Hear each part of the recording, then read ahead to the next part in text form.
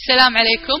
تعالوا نتكلم شوية مع بعض اليوم عن إنفلونزا الخنازير AH1N1 عشان نقدر نستعد لمواجهة هذا المرض. ومثل ما احنا عارفين إن المعرفة خير سبيل للوقاية. طبعا أول سؤال راح يخطر في بالنا هو شلون أستعد لمواجهة هذا المرض. وقبل كل شيء خلونا نتعرف على أعراض المرض.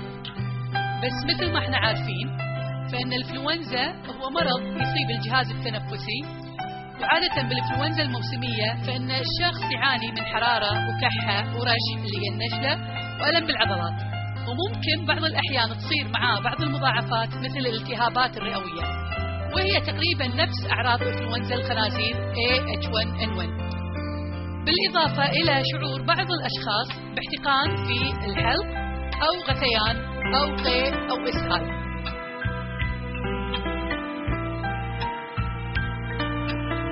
والحين بعد ما تعرفنا على المرض تعالوا نتعرف على كيفية انتقال العدوى، لأن هذا هو الشيء الأساسي وهو اللي راح يجنبنا انتشار المرض. ومثل ما احنا عارفين انتقال العدوى في الإنفلونزا بيكون عن طريق الرذاذ المصاحب للكحة أو العطس، والرذاذ المتطاير هذا يا إما بيصيب الشخص مباشرة أو عن طريق ملامسته لأشياء وقع عليها هذا الرذاذ. علشان هالشيء احنا نقول لازم نترك مسافة حوالي 2 متر بيننا وبين اي شخص يحتمل انه يكون مصاب بالمرض. وضروري ولازم نتعلم بعد شلون نغطي الانف والفم عند الكحة او العطس بمناديل ورقية. واذا ما توفرت المناديل نغطي بالكوع، يعني عند الكوع نغطي الانف والفم ومو براحة الإيد مثل ما إحنا متعودين. ولازم نتعرف بعد هالشيء شلون نتخلص من المناديل الورقية اللي استخدمناها بالطريقة السليمة. وطبعا هذه كلها حماية لنا وللآخرين من الإصابة بالمرض. ولازم بعد نعرف شلون إن الشخص المصاب بإنفلونزا الخنازير ممكن ينقل لنا العدوى أو ينقل العدوى قبل ما تظهر عليه الأعراض بيوم ولمدة أسبوع من إصابته للمرض.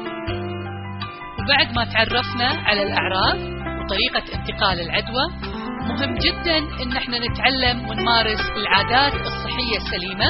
وأول شيء إن نلزم المنزل عند الشعور بأعراض المرض، وهذا طبعا الكلام ينطبق على الكبير والصغير، فلازم كلنا نحس بالمسؤولية الاجتماعية ونحافظ على سلامة المجتمع وسلامة الآخرين.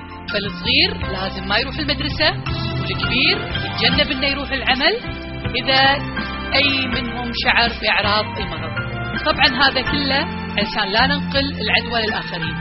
وبدل ما نروح الدوام نروح لأقرب مركز ونتجه إلى الطبيب المعالج.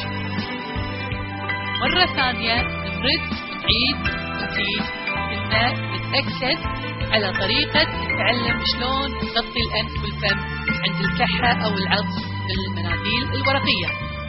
وإذا ما كان متوفر المنديل لازم نغطي بالكوع مو بالإيد مثل ما احنا متعودين. ولازم على طول نتخلص من هذا المنديل الورقي وما نظل محتفظين فيه بإيدنا، لأنه هو نفسه أصبح مصدر للعدوى. ولازم مرة ثانية نتأكد إن احنا نترك مسافة 2 متر بيننا وبين الشخص المحتمل إنه يكون مصاب بالإنفلونزا. وإذا كحيت أو عطست فلازم تغسل إيدك بالماء والصابون، لأن طبعا هذه أحسن طريقة للتخلص من العدوى. وإذا ما كان يمك ماء وصابون ممكن تنظف إيدك مؤقتا بالمطهرات الصناعية لغاية ما توصل لأقرب مكان ممكن تغسل فيه إيدك بالماء والصابون.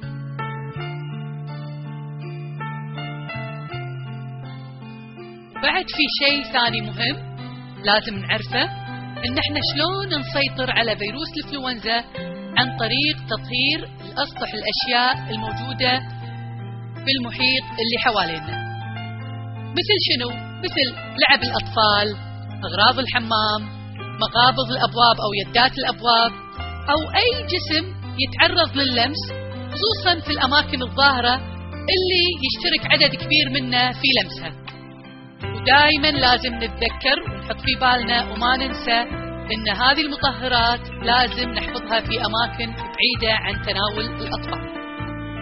ليش نردد ونقول انه مهم وايد ان احنا نستعد؟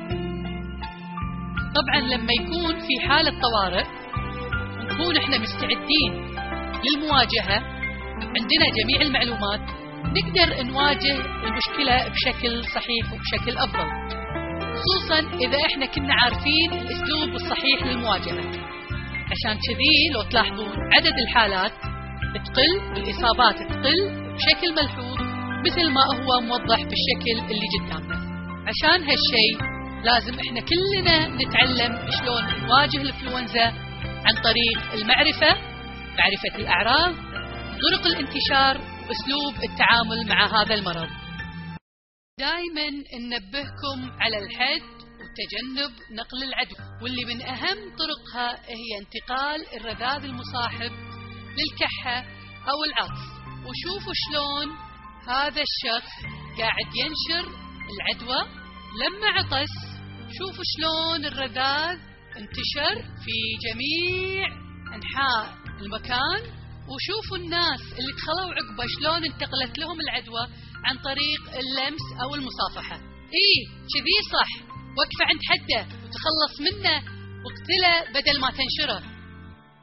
تذكر على طول لما تعطس أو تكح استخدم المناديل الورقية، إذا مو موجودة استخدم كوعك وغط أنفك وفمك، وبعدها ارمي المناديل بالزبالة واغسل ايدك، وبهذا تكون قتلت الجرثومة. تذكر معاي، امنع الرذاذ بالمحارم، تخلص منها، وبعدين اقتل الجرثومة عن طريق غسيل ايدك بالماء والصابون. ونرد نعيد، امنع انتقال الجرثومة وغط حلجك وخشمك لما تعطس، تخلص من المناديل في الزبالة، واقتل الجرثومة عن طريق غسيل ايدك بالماء والصابون. ونتمنى لكم السلامة وموفور الصحة.